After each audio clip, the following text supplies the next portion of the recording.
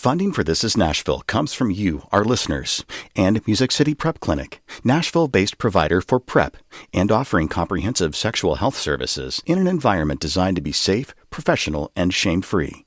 Learn more at musiccityprep.org. Hey there, it's Khalil Ekolona. We worked really hard to get some fresh content in preparation for my April sabbatical, so you'll still be hearing my voice. Some. But you'll be hearing that along with a few guest hosts I know you'll love. Trust me. This is Nashville is about the voices of Middle Tennessee, so enjoy some of the regional flavor. Be good to each other. I'll see you soon. I'm Emily Seiner, filling in for Khalil Ekolona, and this is Nashville.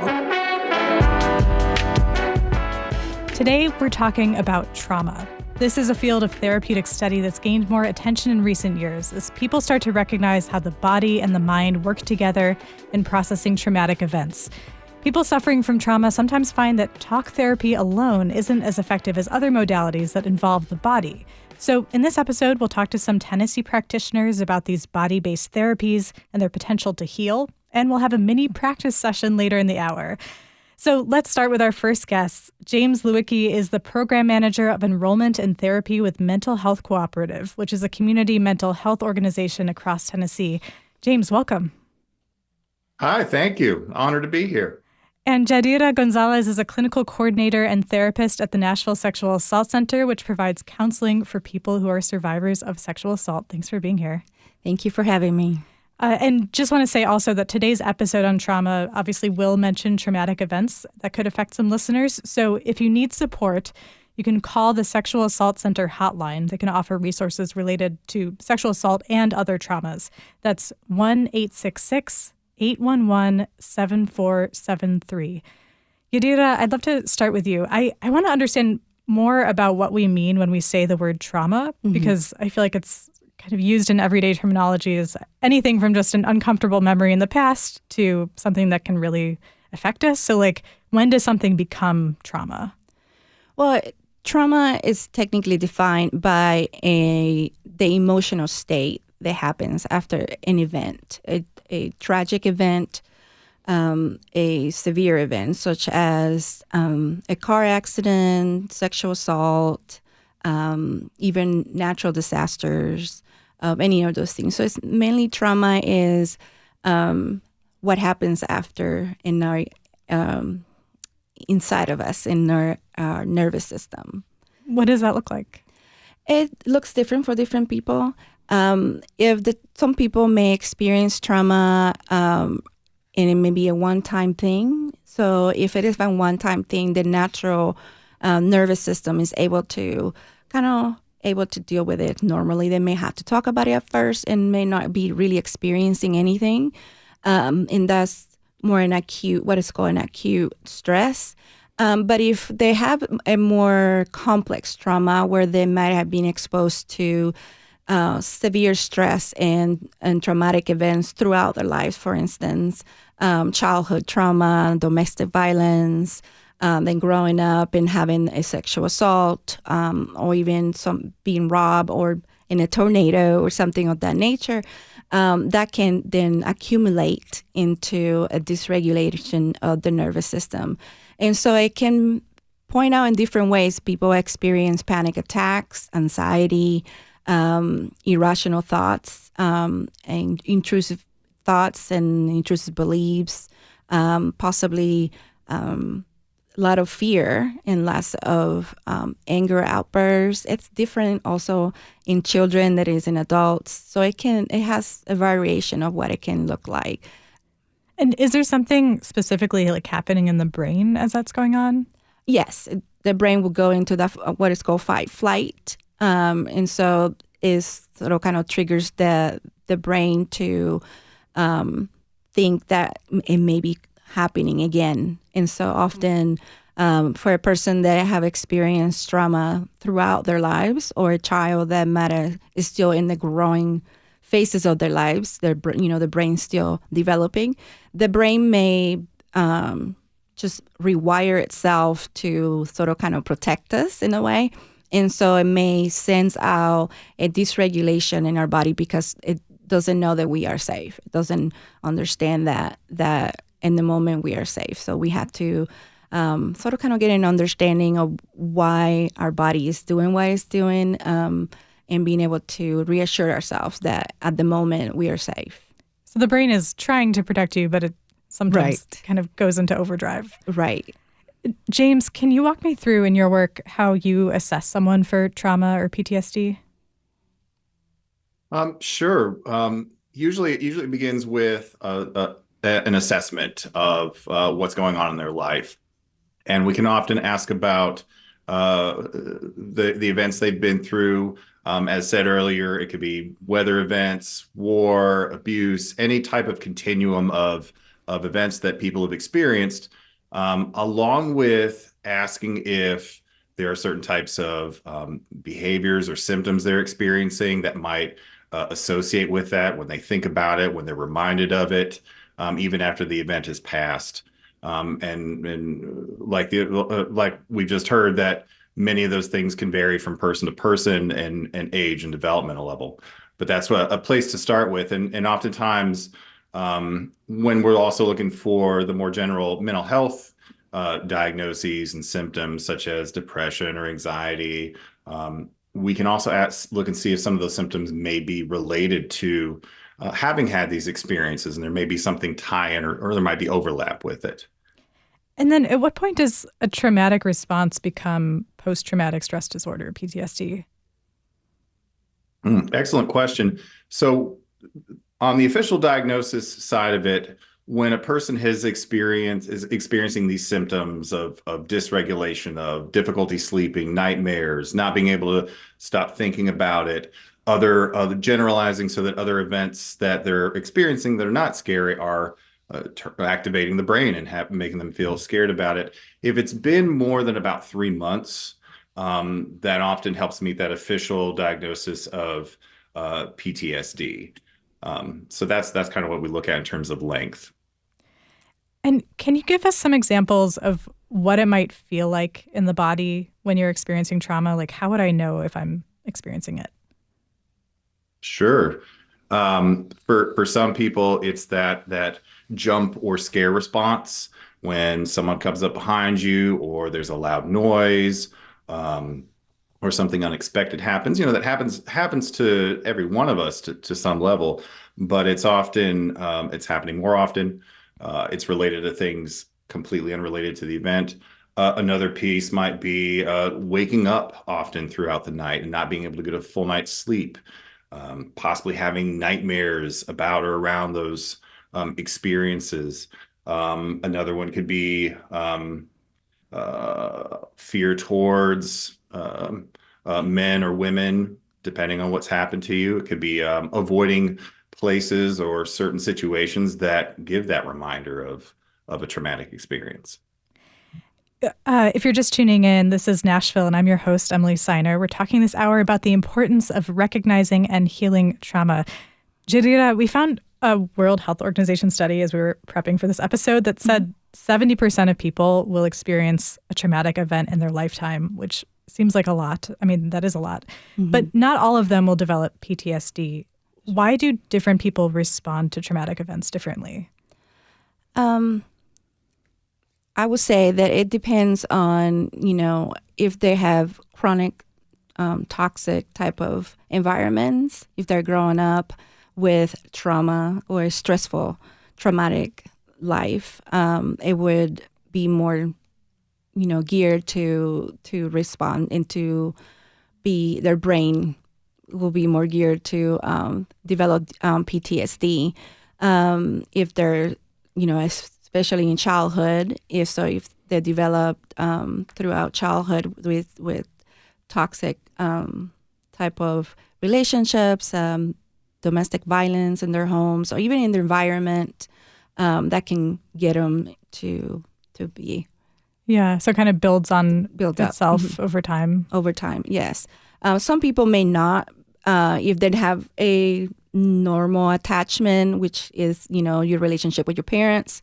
You have a good relationship with your parent where you feel secure, you feel safe, and nothing really major happened. And then something happens in your adulthood, such as a tornado or something like that, that could be very traumatic and very scary. And we experience many of the symptoms of PTSD, but they will subside with time because you have the attachment basis in you that it lets you know that, you're safe. But most people, they are, grow up with insecure attachment, may have a difficulty understanding that the world it could be a safe place, after they experience trauma. So they will then believe that it's going to continue to happen, or the brain thinks that is either continue to happen when they go to, a place that is, similar to where they experience a trauma. Yeah. I'm glad you brought up the tornado because that's something I hear a lot in Nashville, and especially it's making me think about it right now because of the weather there. Especially during tornado season. Like, I mean, I've talked to some people who just have kind of an unpleasant memory of the 2020 tornado, and for other people, a weather alert will send them into a panic attack. Like, exactly. But why is that? It's just the anticipation, the fear that not feeling in control. So often that is number one symptom of trauma is the lack of control. And so with a natural disasters, we don't know when it's happening. We just know we got the warnings. We know what we got to do. But if they experience the actual tornado, so for them, they may have done everything they had to do to stay safe, and they still experience the tornado. But in some other cases, it's more to generally understanding, that's why we have the warning signs. That's why we need to, prepare, and we'll be safe. So it's sort of kind of how we tell ourselves. Yeah. James, I'm imagining that there are some people listening to this conversation who are like, so if I just realized I had trauma or even PTSD, what do I do next? That's an excellent point. What I would tell anybody, is that if you are noticing these kind of symptoms you're hearing about, I'm having to think about this a lot. I can't kind of shake it. It's interrupting my sleep. I don't feel that sense of control.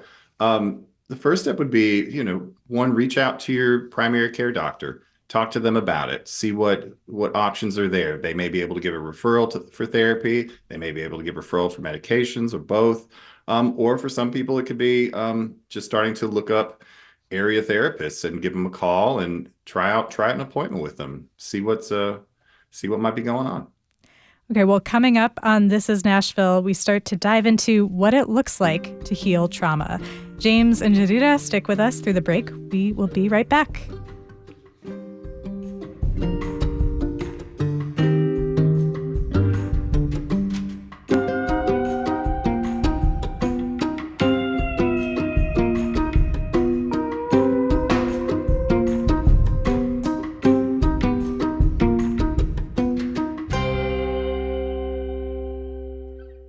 Funding for This is Nashville comes from you, our listeners, and Music City Prep Clinic, Nashville-based provider for PrEP and offering comprehensive sexual health services in an environment designed to be safe, professional, and shame-free. Learn more at musiccityprep.org. I'm Emily Seiner, filling in for Khalil Ikulona, and this is Nashville. As I mentioned before the break, 70% of people will experience a traumatic event in their lifetime. So if you felt the symptoms of PTSD, you are far from alone. But what can you do to heal? We've been talking with James Lewicki, a therapist with Mental Health Cooperative, and Jadira Gonzalez with the Nashville Sexual Assault Center. I also want to bring in Mandy Brown, a licensed clinical therapist and life coach who goes by the Relatable Counselor. Mandy, welcome to This is Nashville. Hi, thank you. How did you start getting into trauma work? Self-work. I think that's the only simple way to put it. Coming from Chicago and how I grew up and my original career field, which was education, and dealing with all that trauma with parents, students, and with administration, it made me go deeper into wanting to be a therapist. So I did my program and went on a journey. Here you are. You collaborate a lot also with the Black Mental Health Village. Yes. Why is it important for Black clients in particular to understand the symptoms of trauma and PTSD? It shows up in us a little bit differently. Like, we feel it in our bodies first, and because we've neglected it for so long, we try to do a lot of things to cope. So we'll go out and party, we'll drink, indulge in substances, and we do everything to not feel it. And so when it does show up and it's overwhelming and it's back to back to back, it's like, okay, we're noticing that something's wrong. So I like to tell people of color, like, okay, you're feeling this, it's valid. It's real. It's going to show up in your body first. And, let's get you some mental health help behind that to make it make sense for you, to put a name to it. Jadita, I see you nodding along. Yeah. Oh, yeah. I'm Hispanic, so I identify a lot with the Black community. It's the same way for the Hispanics. Being able to kind of talk about what it feels, and it's okay to get help, and because they do have a tendency to sort of kind of. Yeah, the biggest thing is not to feel crazy. So, Yeah. like, my family's Afro-Latina, so, like, I definitely understand. The biggest thing is, like, we don't want to feel insane to have these thoughts, especially when they're intrusive and they're out of control. It's like, Right. okay. Right. Yeah, that's really interesting. So, if I decide to seek help, like when I've searched for therapists in the past, I usually go to a site like Psychology Today, and you can filter it by all these different options, and you can see all the modalities that therapists use. And even though I've gone to therapy, I still just feel very confused by all these terms and letters. Jadita, can you walk me through what are the most common therapies used for trauma, or like what you use? Well, at the Sexual Assault Center, because it's a trauma-based, we make sure that everyone is trained in the, evidence-based. So majority, if not all of them, are trained with EMDR, which is eye movement I have an accent, so forgive me. Eye movement desensitization and reprocessing. So everyone is able to do that. TFCBT, play therapy, because we have a lot of children. What is TFCBT? Trauma-informed cognitive behavior therapy. Okay. It's just more focused on the trauma instead of regular cognitive behavior therapy. It will be more focused on trauma. And it involves a lot of psychoeducation, which is educating about the brain, educating about not feeling crazy, like she said, making sure that it's normal to experience these dysregularities in your body.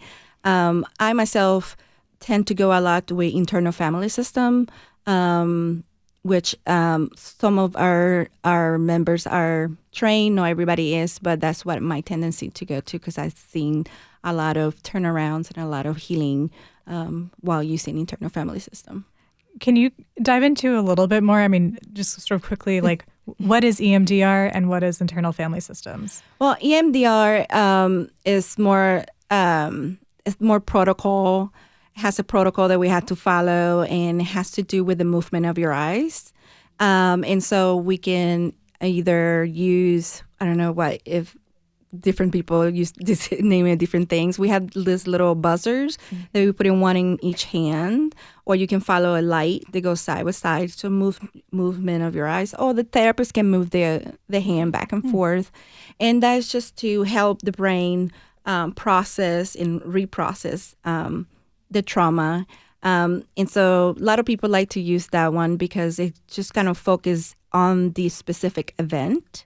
So it's able to also desensitize the event. So that dysregulation that is in the system that is making them feel crazy, that is making them feel that they're losing their minds or they can't sleep, is able to desensitize that and allow them to observe themselves in their trauma without so much reaction.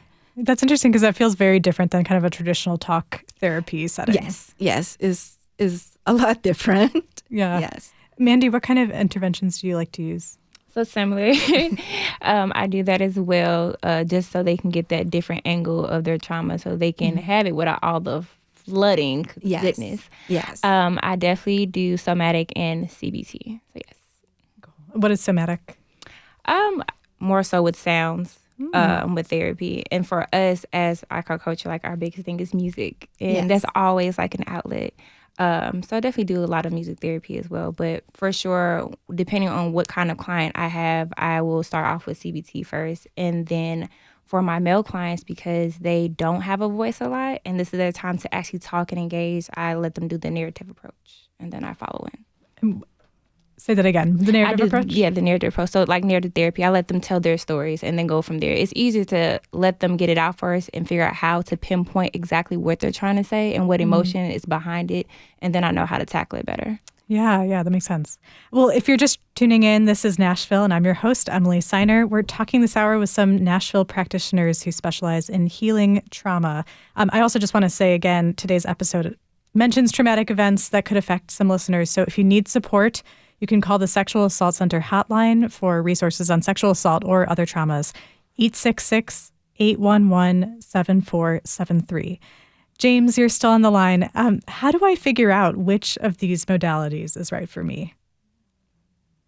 Well, it's very interesting because there are a lot of modalities out there that people are hearing about. Everyone that's mentioned, from EMDR and trauma-focused CBT and internal family systems. There's a lot of choices, and there's a lot of other factors to consider when seeking out. It's not necessarily that a practitioner does this model or another model, but things that the most important thing is when you meet with a therapist, see if there's a click, if there's a connection, and if you're able to build a rapport with that person and be able to have that confidence in them to confide whatever it is you're wanting to work with. So the most important piece is feel that out with the therapist. Secondly, about whether or not the therapist is excellent at kind of instilling little bits of hope throughout the process, whatever therapy approach they're using. There's this hopefulness, there's this, you've experienced it, you can recover, you're making progress.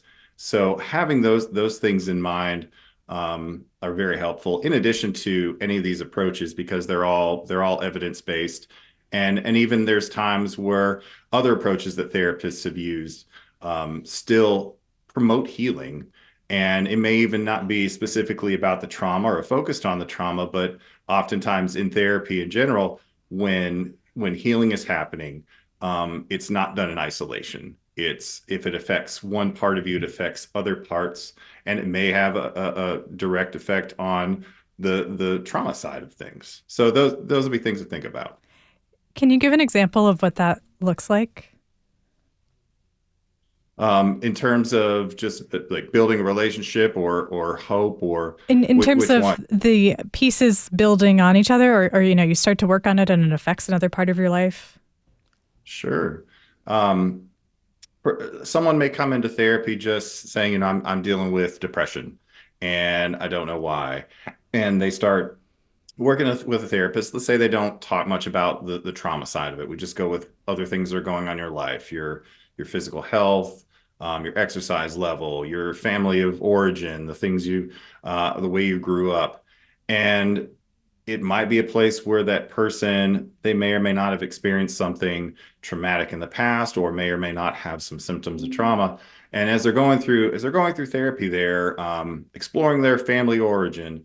They are creating boundaries with their loved ones that may or may not be causing them problems or issues. They may improve their diet. They may get more exercise. But without actually talking about the trauma, they may feel enough sense of healing and more motivation about themselves that they don't necessarily go onto it, and they end up discovering that later on they're not thinking as much, or they're not having as many nightmares or reminders of maybe the traumatic experience they had. So it's all like cross-training in different parts of your life. Yeah. And we often, it's healing is not done in isolation. It's like a little ripple effect. You drop something into a little body of water, it makes ripples. So sometimes even if we don't specifically talk about the trauma, healing happens. Jadida, you mentioned you do a lot of education with your clients. Mm-hmm. What do you teach them about how trauma is processed in the body? It depends. I often, with children specifically, that's one of my main populations. I use a lot of games to play and teach about the brain and the brain development.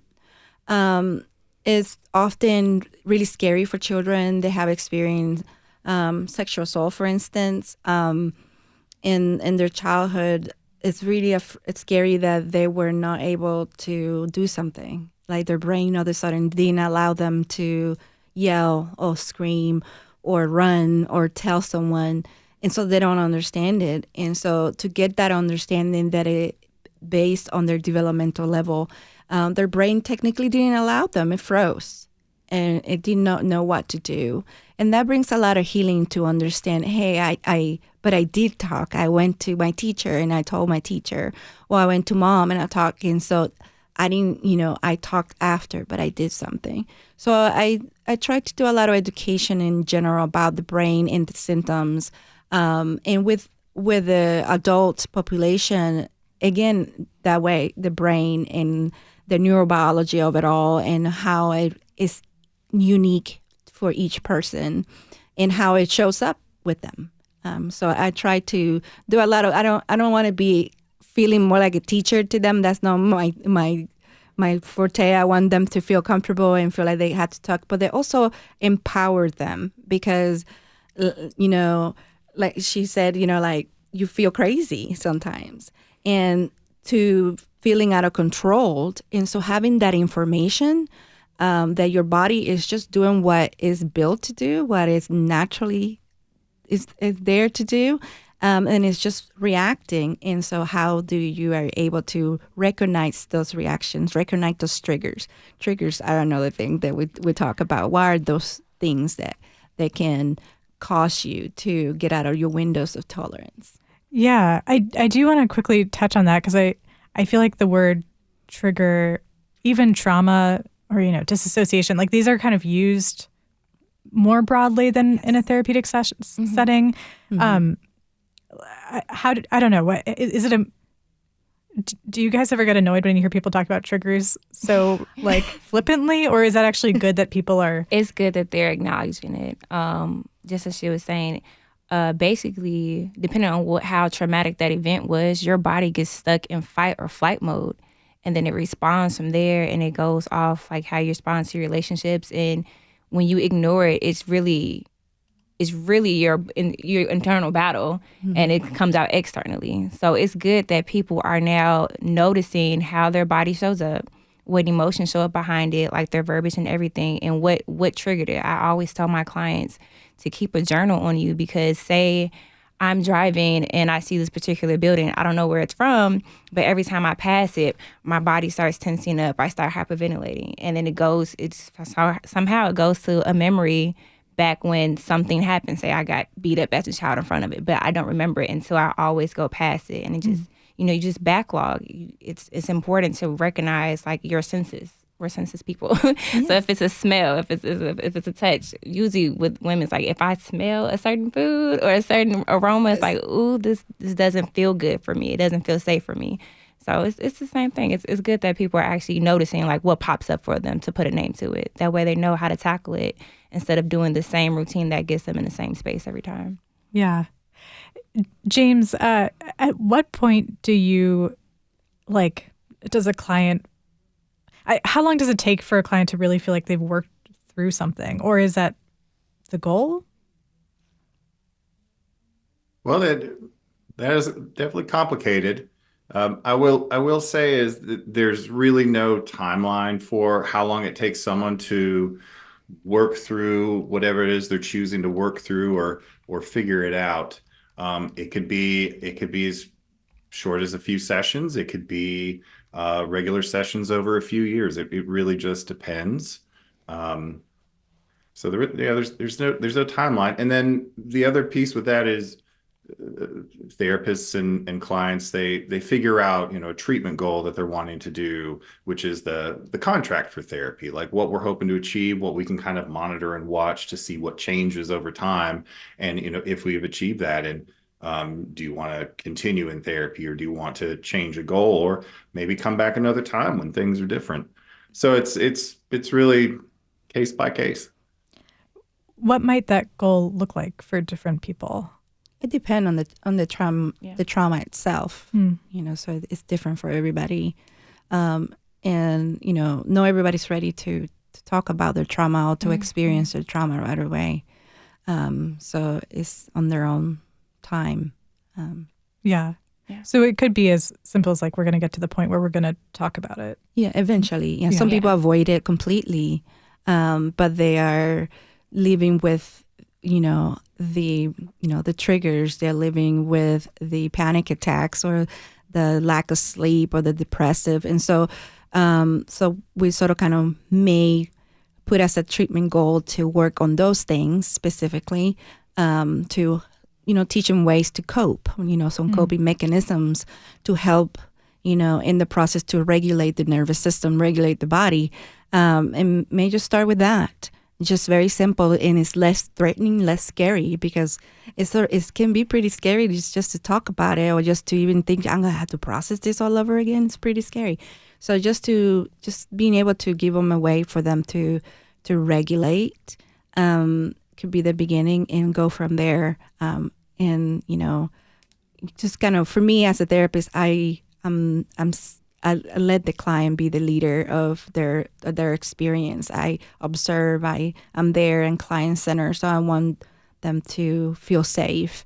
And so if I feel like their body is being very dysregulated in the moment, so let's practice, some breathing techniques. Let's practice some grounding techniques. If they're a child, let's do some, music, or let's dance, or let's, draw something, so that we can use all the other ways to get to the trauma, but eventually. So it may be some people may come in ready to talk about it, but some majority of them won't. Yeah, there's steps to it. And I think the most important thing to keep in mind is that remember what they go through when they leave your office.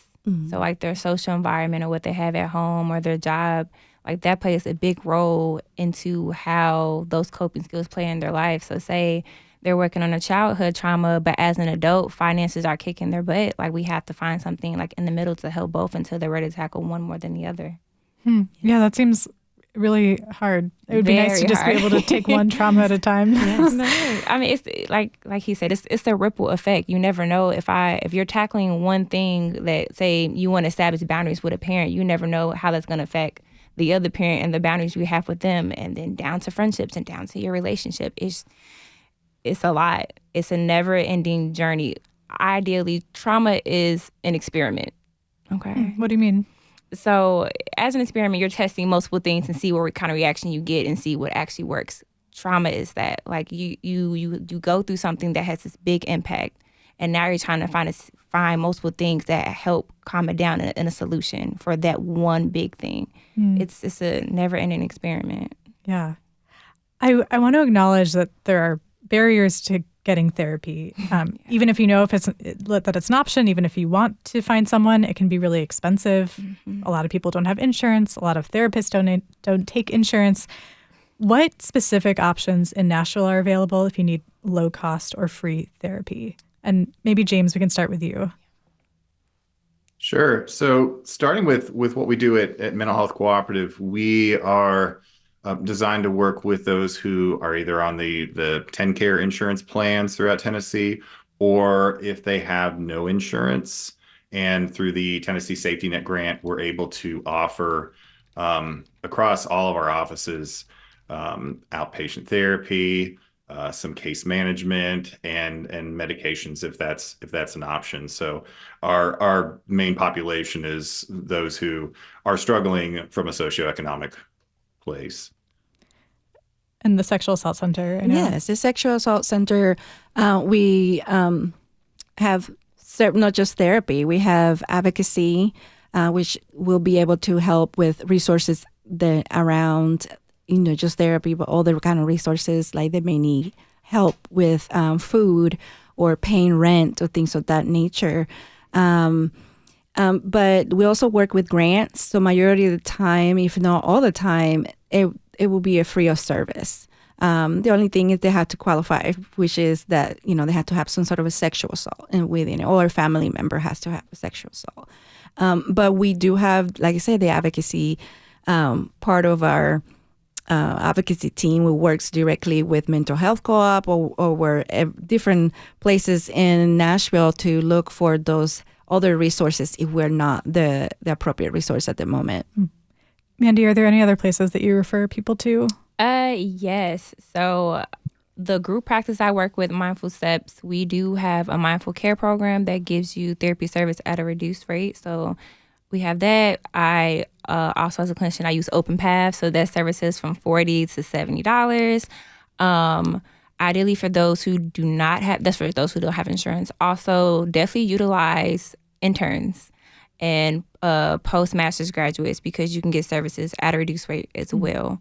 And we definitely use grants. So I know Black Mental Health Village and then myself through my website, well, what had happened was we align you with therapists at a reduced rate, or we have therapy funds to help you get like up to 4 months for the therapy for free.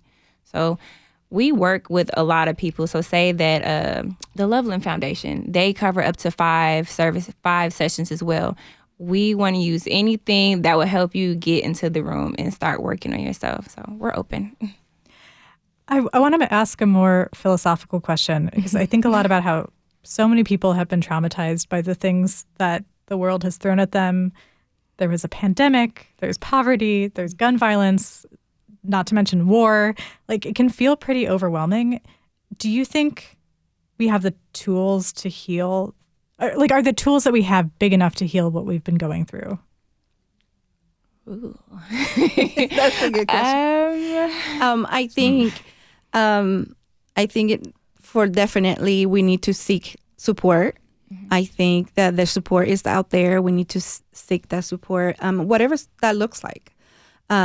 Because like you said, it may be that we are not being given that support or that ability to deal with those things. So whichever way that looks like, if it's a therapist or a friend or a church community or with whatever is that you need to, use that. But for me, I think that it's getting education about what's happening in practicing self-care. That's something that I think none of us have been taught to do. And it's something that is very important. And it could be as easy as really getting off social media for a while, or, just not watching movies that have, or even the news. I try not to watch the news, kind of like that, whatever that would look like for you. Yeah. We're going to take a short break. James and Jadira, thank you for joining us. Mandy, we're going to keep you in the room. When we come back, we'll talk about a few practices that you can do outside of traditional therapy, and then we'll do one together. Join the conversation by tweeting us at This Is Nashville. We'll be right back.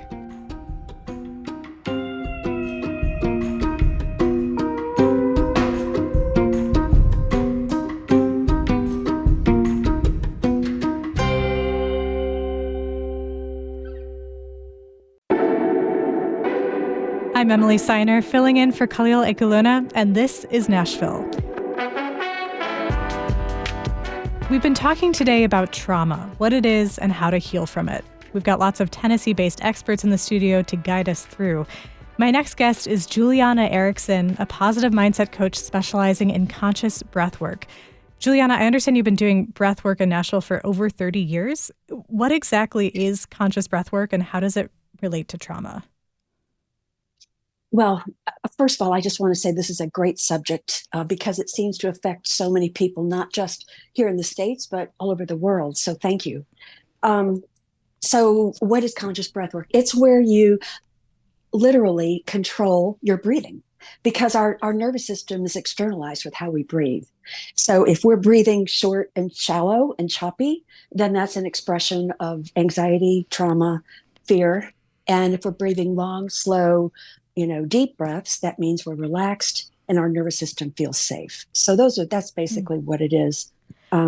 Is that what that's all you asked, right? Yeah, that's great. And you've offered to guide us in some breath work together on the air, a mini session. Yes. So let's cue up the relaxing music, and then Juliana, help us start. Okay, so for those of you who are driving, you may want to listen to this later and do it. because you don't have to close your eyes, but you can if you want. But we're going to do 10 conscious breaths. So there's there are many techniques, but this one is the one I like to recommend. And it's 4 seconds in, 4 seconds out, 4 seconds in through the nose, 4 seconds out through the mouth. And you're just going to nice, easy breaths, nice full breaths, think full breaths. And so I'm going to count and you're going to follow. How's that? Is that clear? That sounds great. All right. Okay. So let's start. In through the nose, 2, 3, 4, out through the mouth, 2, 3, 4. In through the nose, 2, 3, 4, out through the mouth, 2, 3, 4. In through the nose, 2, 3, 4, out through the mouth, 2, 3, 4. In through the nose, 2, 3, 4, out through the mouth, 2, 3, 4. In through the nose, 2, 3, 4, out through the mouth, 2, 3, 4. Nice and easy, 2, 3, 4. Nice and easy, 2, 3, 4. In through the mouth, 2, 3, 4. Out through the nose. To the backwards, 2, 3, 4. In through the nose, 2, 3, 4. Out through the mouth, 2, 3, 4. In through the nose, 2, 3, 4. Out through the mouth, 2, 3, 4. Last one, nose, 2, 3, 4. Mouth, 2, 3, 4. So if you are not driving, just notice what your body's feeling just with 10 conscious breaths. I feel a lot better. I have not been breathing deeply while I'm live on air, so I appreciate that. Why does that work? Well, it literally regulates your nervous system. Like I said, when we're nervous, when our sympathetic nervous system, like it's been mentioned several times today in this conversation, when it's been going, in fact, a lot of people have their sympathetic nervous system and that adrenaline rush going their whole lives from childhood. So they think that's normal. So when you start breathing consciously, you're telling your body that you're safe, and it starts regulating, because most people don't even give themselves time to self-regulate, to self-soothe. And that's just so important, especially in this world, and especially for those of us who have had trauma in our past. We need to teach our body a different way to experience life, and it begins with breathing. Thank you so much for that. We're also here with Candace Bruder, the founder and CEO of Pure Sweat Studios in the Gulch. It's a place where you can do sauna, cold plunging, and float therapy. I wish we could also try that out on air, but it mostly involves water. You can come visit. Can you tell us what these are? Sure. So I started with my first studio in Belmead with infrared sauna and floating, and we have since grown to have studios around Nashville and actually around the country now. But that we've also introduced cold plunging as one of the modalities within our studio mix. Floating, just so you know, that is 95-degree water in this very contemporary type equipment filled with 1,000 pounds of Epsom salt. So you float effortlessly, just like the Dead Sea. It's a very nurturing environment to help de-stress, calm the nervous system as well. Cold plunging is different. That helps give a wake-up call to our cognitive system as well, but also teaches us in a healthy way with micro-stress about how we can help build resilience with stress. I think it's important to also include, what chronic stress does to ourselves, to our bodies, to our mental, emotional well-being, and how those are very significant ingredients to trauma. For you, what goes on in your body when you're doing these? Well, with floating, it's definitely a calm throughout the body. Floating is also full of magnesium. So magnesium is an essential mineral that we produce within our bodies, but most of us are deficient of it. Magnesium helps for our cells to connect and communicate to one another, and also helps to induce a deep calm. One of, I think, the most significant things about floating is that it's this very nurturing context where you are not distracted from life and busyness and world, and it really gives this unique opportunity to connect within. So much, I think, with trauma is really about a disconnection to who we are and within. And there's a lot of light and love that exists when we can create the space and the relationship with ourselves to connect within. Cold plunging, is defined as water that is 60 degrees or below. You go in for about anywhere from 1 to 5 minutes, depending on your tolerance level. What I love about cold plunging is that it helps me distract from all the stress or things that are overwhelming me in life, and I have to get very hyper-focused in the present and in the now, while it also gives a boost of dopamine and endorphins and energy, all of which have a biological effect on the body as well. I love how I could even in your voice hear the difference between the floating and the cold plunging. Yeah, float's like, cold plunge is like, wake up, yeah. snap out of it. There's Which is helpful. Yeah. Yeah. If I'm like hyper OCDing stress on certain things, cold plunging will snap me out of it.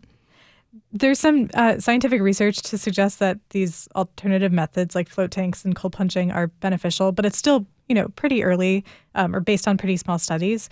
How would I know if these immersive techniques are right for me, or if I would do better in just a traditional kind of office setting with a therapist, doing some of the things that we talked about in the last segment? Well, I think it's important, I think with floating and with cold plunging, it's really about developing that relationship with yourself. I think everyone needs to explore and find resources and access and see what, really resonates with you and what works. Floating, cold plunging, sauna, they really work for me, and that's what I've stuck with. But I do want to give a larger context that the practice of sauna, cold plunging, and soaking in mineral-rich water has been practiced in countries and cultures around the world for thousands of years. It's just now becoming popular within the United States, I think, as people were very focused on their body and fitness and gym, all of which is incredibly important as well. People are now really inspired about other modalities that they can incorporate for well-being. I think another context that's really important to mention is that, I think people are more inspired now than ever before about ways that they can de-stress and about ways that they can create and foster spiritual well-being for themselves. Juliana and Mandy, we only have a few minutes left, but could you share some brief examples of success stories? Like, what does it look like to heal trauma? Juliana, maybe you can start. Yeah, I'd like to mention that I see trauma as a contracted energetic state. It's hard to experience joy and pleasure and aliveness if you're contracted. And most of that contraction from the trauma, from stress, is from the past. And what breath work does is it helps us be completely present now. You can't take a conscious breath without being aware you're doing it. And so the more you do it, the more you can unwind the past and be here. And it's a conglomeration of several different modalities: traditional therapy, floating, breath work, dance, all of those together work, but and I agree with Candace, come up with a plan that works for you, but try different things, not just one. And as far as success stories, I had one woman, now this is extreme, I'm not saying it happens all the time, but I do have many people who working with a therapist and me, and then over time they realized that they both work together beautifully. One woman had been on shock therapy, and I didn't even know that people still did it, but she did once a month. And she ended up, after 4 breathwork sessions, she got off the shock therapy. That's pretty amazing. Yeah. The doctor didn't believe it was from breathing, but it was. Mandy, for you, how do you know if it's working for a client? I can do my own testimony. I've done the floating. So when I've had, last year I had an extreme traumatic experience. I experienced domestic violence by my previous partner and a lot of verbal and mental abuse. And I felt the best when I was floating, because typically, like I said, how I grew up, it's a lot of noise, a lot of a lot of trauma. And so the cold plunge, but I felt so... You might be surprised. In Chicago, it's enough cold. But I felt so effortless, like just being. I felt still, just to be still in the water. And I felt like that I'm not drowning. And doing that in therapy weekly was like the best thing ever. So, yeah. A reminder of perhaps that is the natural way of our being. Just to be. Yeah. We have to wrap it up here, but I want to thank my guests, Mandy Brown, Candace Bruder, and Juliana Erickson. They're all based in Nashville. You can look them up. I appreciated your insights. And to all of you, thanks for tuning in this hour. This is Nashville is a production of Nashville Public Radio. Today's episode was produced by Magnolia McKay. It was directed by Tasha A.F. Lemley. Our board operator is Liv Lombardi. Our theme music comes from Larange and Namir Blade. Listen back to thisisnashville.org or wherever you get good podcasts. Tweet us at This Is Nashville. Find us on Instagram and tell us what you want from our show by filling out our quick survey online. I'm Emily Siner, and it feels appropriate to end with Khalil's usual sign-off. We'll see you tomorrow, everybody, and be good to each other.